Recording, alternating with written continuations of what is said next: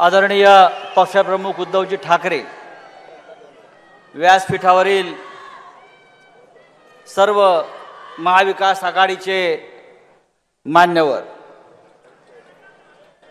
आपण पक्षप्रमुख उद्धव ठाकरे यांचं भाषण ऐकण्यासाठी जमलेला आहात।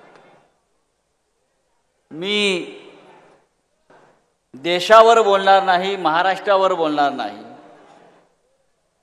देशाचे प्रधानमंत्री येऊन इथे भाषण करतात, तेही देशावर बोलत नाहीत, देशाच्या प्रश्नावर बोलत नाहीत। पण मी ठाण्यावर बोलणार आहे आणि फक्त एकच मिनिटं बोलणार आहे, कारण ठाण्यामध्ये देशाची लढाई सुरू आहे। इथे निष्ठावंत राहील की गद्दार राहील, याकडे देशाचं लक्ष या ठाण्यात लागलेलं आहे।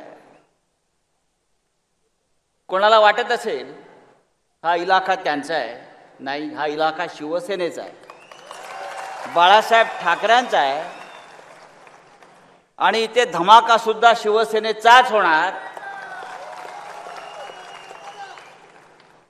या चोर बाजारातला माल विकला जाणार नाही, लक्षात घ्या। हे जे चोरांचे सरदार आहेत टेंबी नाक्यावर, ते नेहमी सांगतायत अलीकडे, काय सांगतायत? माझी शिवसेना खरी, आम्ही कसे लढवय्ये, बरं का, आम्ही निष्ठावंत। बाळासाहेब ठाकरेंचा विचार, हिंदू हृदय सम्राट माननीय बाळासाहेब ठाकरेंचा विचार आम्हीच कसे पुढे नेत आहोत असं तुणतुणं वाजवतात आणि पाठीमागून मोदी ढोल वाजवतात।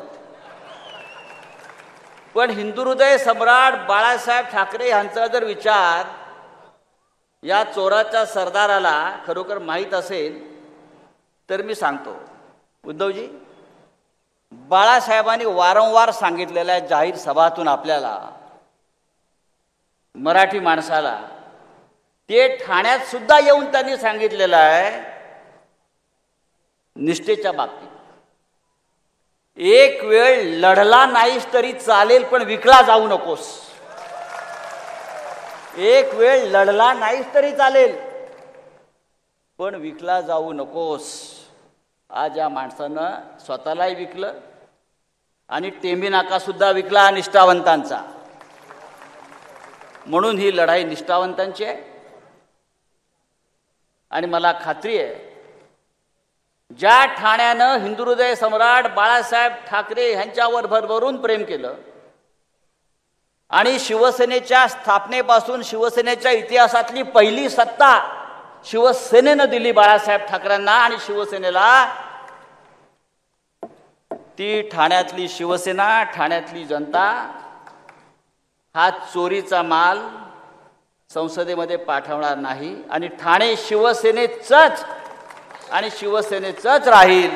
अशा प्रकारे ही निष्ठेची धगधगती मशाल पेटत राहील आणि पार्लमेंटला जाईल। मी आपला फार वेळ घेत नाही, माननीय उद्धवजी आपल्या समोर येतील आणि आपले विचार मांडतील। जय हिंद, जय महाराष्ट्र। एबीपी माझा, उघडा डोळे बघा नीट।